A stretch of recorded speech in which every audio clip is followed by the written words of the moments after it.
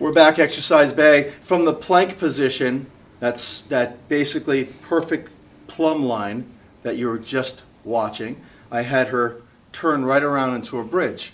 So it's basically what we're doing now is going into an extension, okay, which was the same as before. In a plank, by definition, is extension. It's not hyperextension.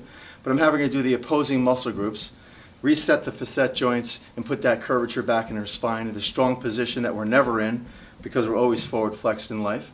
I have these sticks here in line with her ischial tuberosities, her sit bones. Gives me an idea of where to place her feet in 90 degrees of knee flexion.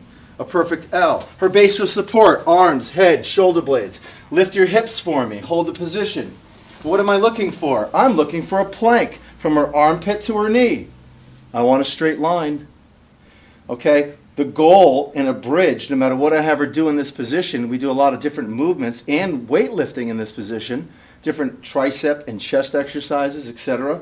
She's never to drop her hips. That's the goal. Can she keep her glutes active and tight, low back tight, and her base of support solid while she's in this bridge position? I see her knees drawing out, so I'm going to ask her to put some pressure on my hands right here. Bring her knees together a little more. Hold that position. I could change where the muscle is going to feel the response or the mechanics. It's called role reversal. It's all the same muscle group, but we could put a little more stimulus in certain areas of the muscle belly, even though they're all contracting. I could say, can you lift your toes a little bit? Now, just by the shift of the toes, it went from the X to the X. Say it. It went from my glutes to my stomach. Okay. Is that not correct? I was hoping you'd say glutes to hamstrings. Try it again. Drop your feet. Keep your hips high. Now lift your toes. Okay, now I see you're feeling it. Okay? Yeah, there's a little bit more pressure on my stomach too. Okay. So she felt a little more activation of the core muscles in the abdomen area, very deep intersegmental muscles. Okay, that visceral effect she gets. Probably some of that tightening of the transverse abdominis as well. As she lifted, she felt a little more in the hamstrings, glutes, and abdomen versus her feet down. Okay, drop that bridge. And now, the next segment you saw, or move you saw, is that I had her bring a knee in and a knee in. And you're probably saying, why so critical? Knee down, knee down. Because most people, when I say lift your knees, what are you going to do? You're going to lift your knees. Most people don't have the strength to lift their knees like that. So as soon as they take this giant lever arm that extends off the pelvis, they arch their back, bringing their knees up.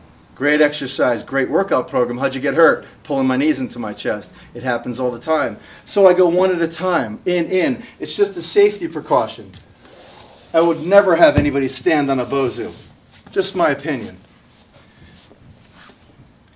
I have the heels on a bozu as a base of support, a little unstable, but at least she's not going into forced supination, or you could actually call it inversion, eversion. She doesn't force herself into that, because that's what the bozu does in most cases.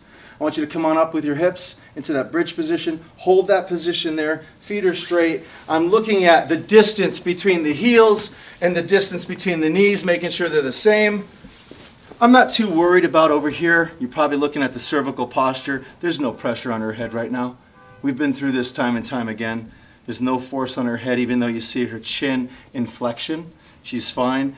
Her base of support is her shoulder blades. She's holding that position. I might have her go through a slight range of motion. Come on down with the hips a little bit.